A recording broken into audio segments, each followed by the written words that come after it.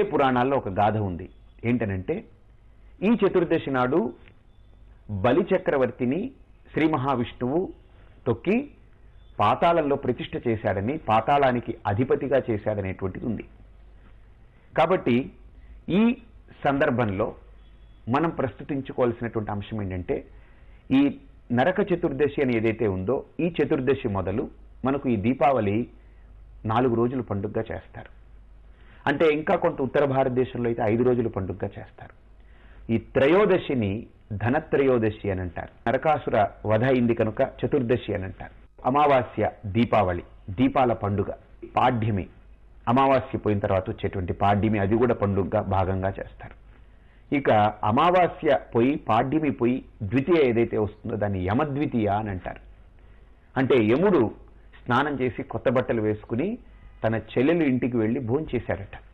అందుకని భగినీ హస్త భోజనం అని అంటారు. దీపావళి అయిన తర్వాత అమావాస్య దాటినటువంటి ద్వితీయ నాడు ఎవరైనా పురుషులు చక్కగా స్నానం చేసి కొత్త బట్టలు ధరించి చెల్లెలి ఇంటికో అక్క ఇంటికో వెళ్ళి వారి చేతి వంటను భోంచేసి సంతృప్తిగా వారికి కానుకల్ని సారెల్ని ఇచ్చి రావాలట. అంటే వారు చల్లగా ఉండాలని దీవించి రావాలి. అది ఒక పద్ధతి, మన యొక్క అనాదిగా పెట్టినటువంటి ఒక పరంపర. అయితే ఈ దీపావళి అనేటువంటి ఈ పండుగల్ని మనం ఒకసారి క్లుప్తంగా మనం చూస్తే ఎందుకు ఈ రకమైనటువంటి సాంప్రదాయాన్ని మన వాళ్ళు పెట్టారు. రామాయణంలో కూడా ఒక అద్భుతమైనటువంటి అంశం ఉంటుంది. ఆనంద రామాయణంలో శ్రీరామచంద్రుడు రావణాసురుని చంపిన తర్వాత అయోధ్యకు వచ్చి తిరిగి పట్టాభిషిక్తుడై ఆ ఆనందం జరుపుకునేటప్పుడు సరిగ్గా ఈ దీపావళి నాడు అక్కడ అందరూ కూడా సంబరం చేసుకుంటారు. ఆనాడు ఎలాగైతే నరకాసురుడు చచ్చిపోతే ఆ రోజు కృష్ణుడు చంపిన తర్వాత పండగ చేసుకున్నారో ఆ పురజనులు కానీ దేవతలు కానీ, అలాగనే రామాయణ కాలంలో రావణాసురుడు చనిపోయినప్పుడు సరిగ్గా ఇదే సమయానికి పట్టాభిషిక్తుడైనటువంటి రాముడికి పండుగ చేస్తారు. ఆ పండుగ సమయంలో కూడా బాణసంచా కాల్చి ఈ దీపావళి ఉత్సవాన్ని జరిపినట్లు ఆనంద రామాయణంలో మనకు ఒక వాక్యం కనిపిస్తుంది. అంటే దీపావళి పండుగ నరకాసురుడు చనిపోయిన తర్వాత రాలేదు, ద్వాపరయుగంలో కాదు, ఎప్పటి నుండో మనకు వస్తూ ఉందనేటువంటిది ఒక అంశం. అసలు ఈ దీపావళి పండుగను ఎందుకు చేస్తారనేటువంటిది మనం చూస్తాం. అయితే దీపావళికి ముందు నరకాసురుడు చనిపోయాడు కనుక ఆ చతుర్దశిని నరక చతుర్దశి అని అన్నారు. దీపావళి అనాదిగా వస్తున్నటువంటి ఒక పండుగ, ఒక ఆచారం. అది ఎందుకు జరుగుతుంది ఈ దీపావళి పండుగ అనేటువంటి అంశం మీద మనం చూసే ముందు మరొక పురాణం మనకిచ్చేటువంటి అంశాన్ని మనం పరిగణలోకి తీసుకుంటాం. బలిరాజ్య దోషాలు అని మనకు చాలా ప్రధానమైనటువంటి అంశాన్ని ఒక పురాణంలో ప్రస్తుతించారు. అంటే బలి చక్రవర్తిని వామనావతారంలో శ్రీ మహావిష్ణువు పాతాళ లోకానికి పంపించి అక్కడ అధిపతిగా చేసిన తర్వాత బలి ఒక వరాన్ని కోరుకుంటాడట. నేను సంవత్సరానికి 3 సార్లైనా నేను భూమి మీదకు రావాలని కోరుకుంటాడు. ఆ కోరికకు అనుమతించినటువంటి శ్రీ మహావిష్ణు ఈ 3 రోజులు పైకి వచ్చేలాగా పెడతాడు ఆయనకి. అంటే ఈ చతుర్దశి నాడు, నరక చతుర్దశి నాడు, అలాగనే దీపావళి నాడు, ఈ పాడ్యమి నాడు, ఈ 3 రోజులు బలి చక్రవర్తి తిరుగుతాడనేటువంటిది ఒక ప్రతీతి ఉంది. అంతేకాకుండా ఈ 3 రోజులు ఏం చేయాలి మనం? అసలు ఈ బలి చక్రవర్తి ఎందుకు వస్తాడు అనంటే పురాణాలు చెప్తున్నాయి, ఈ నరక చతుర్దశి నాడు తలంటు స్నానం చేయాలి. ప్రతి వ్యక్తి కూడా తలంటు స్నానం చేయాలి. అంటే మనకు ఆయుర్వేద శాస్త్రం ఒక అద్భుతమైన రహస్యాన్ని చెప్తుంది. మన భారతీయ ఆచారాలు కేవలం చేయడం వరకే కాదు, దానివల్ల కలిగేటువంటి లౌకికమైనటువంటి ఉపయోగాలు, అలౌకికమైన ఉపయోగాలు, పారలౌకికమైన ఉపయోగాలు, పారమార్థికమైన ఉపయోగాలు చాలా ఉంటాయి. మనం ఒక అంశాన్నే పట్టుకుని మూర్ఖంగా మాట్లాడేయకూడదు. సైంటిఫికల్గా ప్రూవ్ చేయండి, ప్రతిదీ సైంటిఫికల్గా ప్రూవ్ చేయండి అని అంటే అసలు సైన్స్ని ప్రూవ్ చేయడానికే సైన్స్కి చేత కాదు. కాబట్టి ఇంకా సైంటిఫికల్గా ప్రూవ్ చేయడానికి చాలా ఇబ్బంది అయిపోతూ ఉంటుంది. కాబట్టి ప్రతిదీ సైంటిఫికల్గా అని ఆలోచించడం పక్కకు పెట్టి కొన్ని అంశాల్లో పారమార్థికత ఉంటుంది, కొన్ని అంశాల్లో లౌకికత ఉంటుంది, లౌకిక ప్రయోజనం ఉంటుంది, కొన్ని అంశాల్లో పారలౌకికమైన ప్రయోజనాలు ఉంటాయి. అయితే ఇక్కడ మనకు ఆయుర్వేద శాస్త్రం అంటుంది నిత్యము తైలాభ్యంగన స్నానం చేసేటువంటి వాడు 100 సంవత్సరాలు చక్కటి దృఢకాయంతో బ్రతుకుతాడు అని ఉంది. అంటే ప్రతినిత్యము తైలాభ్యంగనం. ఇప్పటికీ కేరళ రాష్ట్రంలో మనం చూస్తే ప్రతిరోజు వాళ్ళు తైలం మర్దనం చేసుకుని శుభ్రంగా నదిలోనో చెరువులోనో స్నానం చేస్తారు. ఇప్పటికీ చాలా ప్రాంతాల్లో ఆచారం ఉంది. వాళ్ళకి శరీరానికి కూడా అన్ని జబ్బులు కూడా ఎక్కువ రావు. తైలాభ్యంగన స్నానం చాలా మంచిది. అందుకనే ఈ మసాజ్ కానీ ఈ ఆయిల్ ఆస్పెక్ట్స్తో చేసేటువంటి ట్రీట్మెంట్స్ అంతా కూడా కేరళలో ఎక్కువ ప్రాచుర్యం ఉంటుంది. కేరళ వైద్యం అని అంటారు దాన్ని. కేరళలో ఇప్పటికీ కూడా ఎవరైతే ఈ సాంప్రదాయాన్ని చక్కగా ఆకలింపు చేసుకున్నారో వాళ్ళు ప్రతినిత్యము తలస్నానం చేసి కనీసం ఇంట్లో అయినా చేస్తారు, లేదా చక్కగా ప్రవహించేటువంటి ఈ వాగులు లేకపోతే చెరువులు లేకపోతే చిన్న చిన్న కాలువలు నదుల్లో స్నానం చేస్తారు. వాళ్ళ ఆరోగ్యం చాలా గొప్పగా ఉంటుంది. కాబట్టి ఆయుర్వేద శాస్త్రాన్ని అనుసరిస్తే కనుక నిత్యము తైలాభ్యంగన స్నానం చేసేటువంటి వ్యక్తికి చాలా వరకు బాడీలో ఆ హైజీనిక్ కండిషన్స్ ఉంటాయి. ఆ ఇమ్యూనిటీ చక్కటి ఇది డెవలప్ అవుతుంది.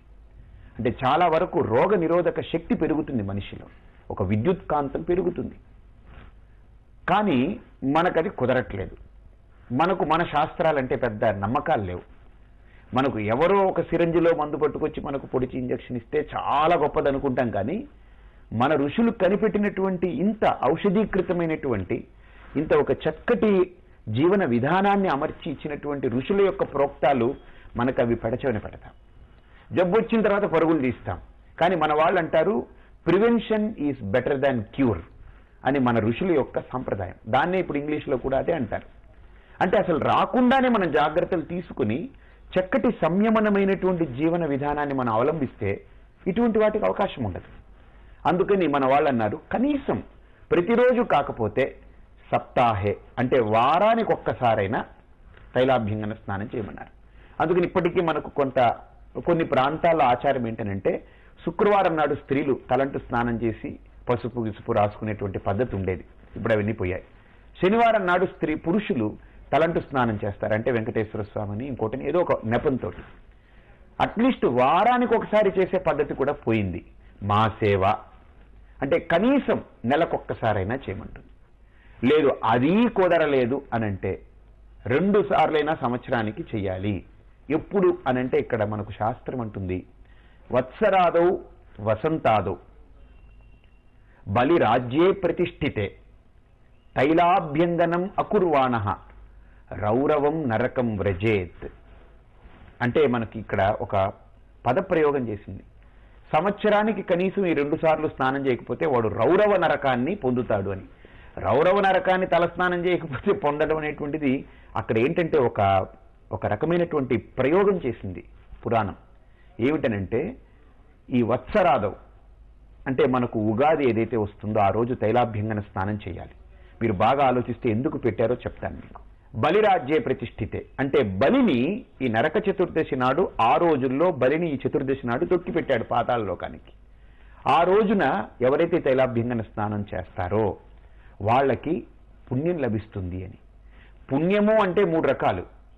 పుణ్యం అంటే భోగము, పుణ్యము అనంటే జనులు, పుణ్యము అనంటే ఆరోగ్యం. ఆరోగ్యంగా ఉంటే పుణ్యం ఉన్నట్టే, రోగాలు బట్టి మంచం ఎక్కితే పాపం అనుభవిస్తున్నట్టు. కాబట్టి పుణ్యము అనంటే అదేదో గొప్ప పండు మామిడి పండులాగా పుణ్యం ఒక పండు చేతిలో పడుతుందని అనుకోకూడదు.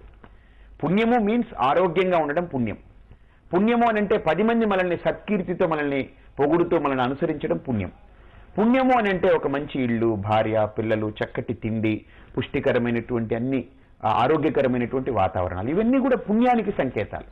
పాపము అనంటే ఏమీ లేకుండా, ఎవరూ లేకుండా అందరూ విమర్శించడం, నిందించడం, వాడిని తోలనాడడం, వాడు బాధలు పడడం, మంచాలెక్కడం, రోగాలు పట్టడం, దారిద్ర్యంతో అలమటించడం, ఇవన్నీ పాపాల యొక్క సంకేతాలు. కాబట్టి ఇక్కడ పుణ్యం లభిస్తుంది అని అంటే పుణ్యం అంటే ఏదో మామిడి పండులాగా లేకపోతే పుచ్చకాయలాగా చేతిలో ఏదో వచ్చి పడిపోతుందని కాదు. పుణ్యము అని అంటే కనీస పక్షం సంవత్సరానికి ఈ 2 రోజుల్లో 2 తిథుల్లో స్నానం చేసిన వాడికి పుణ్యం లభిస్తుంది అని అంటే అర్థం ఏంటనంటే ఈ మనం బాగా ఆలోచిస్తే భౌగోళికంగా కూడా నైసర్గికంగా కాలమాన పరిస్థితుల ప్రకారంగా ఇప్పుడు చలికాలం ప్రారంభమవుతుంది. వర్షాకాలం పూర్తయి చలికాలం ప్రారంభమవుతుంది. ఆశ్వయుజ ఈ మాసం అంతమయ్యే కొద్దీ మనకు వర్షాకాలం పూర్తయి చలికాలం ప్రారంభమవుతుంది. అంతేకాదు ఈ ఆశ్వేజ మాసంలో మనకు ఇక్కడ చూస్తే శాస్త్రీయ దృక్పథం చూడండి ఇప్పుడు ఎందుకు చెప్తున్నారనేటువంటిది. ఈ ఆశ్వేజ మాసం వరకు కూడా, ఆషాఢం నుండి ఆశ్వేజం వరకు కూడా విపరీతమైన వర్షాలు కురిసి, ఎడతెరపి లేకుండా వర్షాలు కురిసి, నదులన్నీ కూడా రజోదోషం అంటే బురదతోటి, మట్టితోటి, కుళ్ళు అంటే ఈ చెత్తా చెదారాలతోటి ప్రవహిస్తూ కల్మషంతో ఉంటుంది. అందుకని దీన్ని రజోదోషం అంటారు నదులకి. ఈ దోషమంతా కూడా ఇప్పుడు ఈ వర్షాలు తగ్గిపోవడంతో, ఆ వరదలు తగ్గి, ఆ నీటి ప్రవాహం తగ్గి, ఆ ఎద్దడి తగ్గి చక్కగా ప్రశాంతమైన నీరు, నిర్మలమైనటువంటి నీరు ప్రవహించడం మొదలవుతుంది. అది ఖచ్చితంగా కృత్తికా నక్షత్రం పుడుతుంది. ఇప్పుడు ఈ కృత్తికా నక్షత్రం